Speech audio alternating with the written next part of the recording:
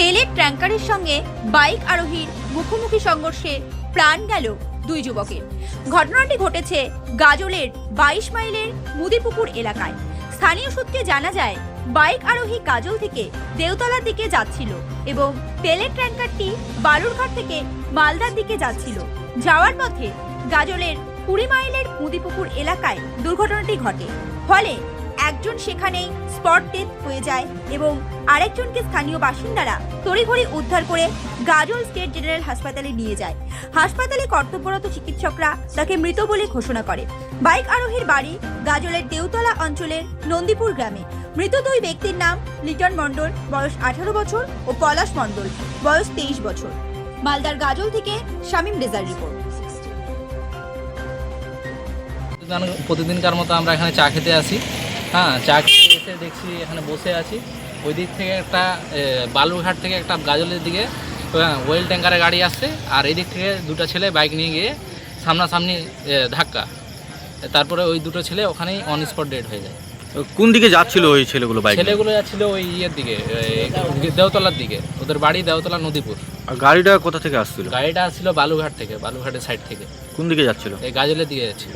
তারপর কি হলো? তারপরে দুজনের মুখোমুখি হয় ধাক্কা, দুজনেই ডেড। ধাক্কা কে মেরেছিল, বাইক না গাড়ি? বাইক তো নিজের সাইডেই ছিল, এবার ওই যে গাড়ি যেটা ছিল গাড়িটা রং সাইডে ঢুকেছিল। তো দুজনের বাড়ি কোথায়? দুজনের বাড়ি হচ্ছে দেওতলা নদীপুর। নামটা বলতে পারছি না। বয়স কীরকম? বয়স হবে একজনের 18 হবে মনে হয়, একজনের 20 এরকম। অ্যাক্সিডেন্ট হওয়ার পরে কি হলো? অ্যাক্সিডেন্ট হওয়ার পর আমরা একজনকে নিয়ে যাই, একজনের ইয়ে ছিল। তারপরে একজনকে নিয়ে গিয়ে হসপিটালে নিয়ে গিয়ে দেখছি ওখানে মারা গেছে, গাজল হসপিটালে। আর তারপরে একজন?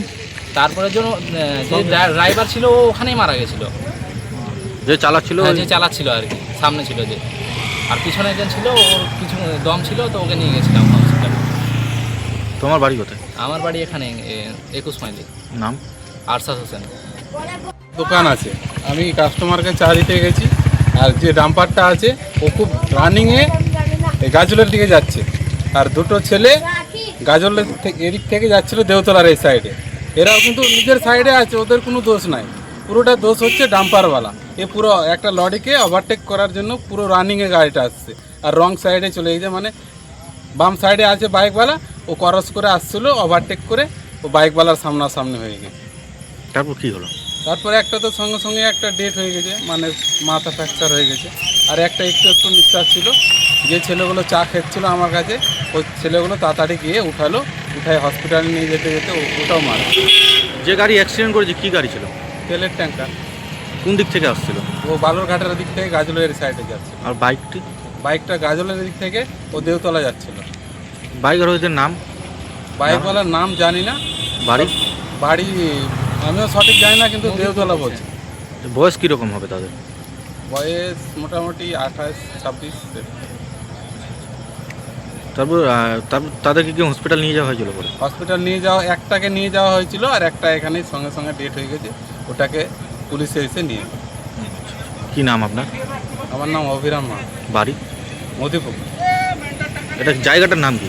জায়গাটার নাম মতিপুকুর, স্ট্যান্ডটা 20 মাইল পর।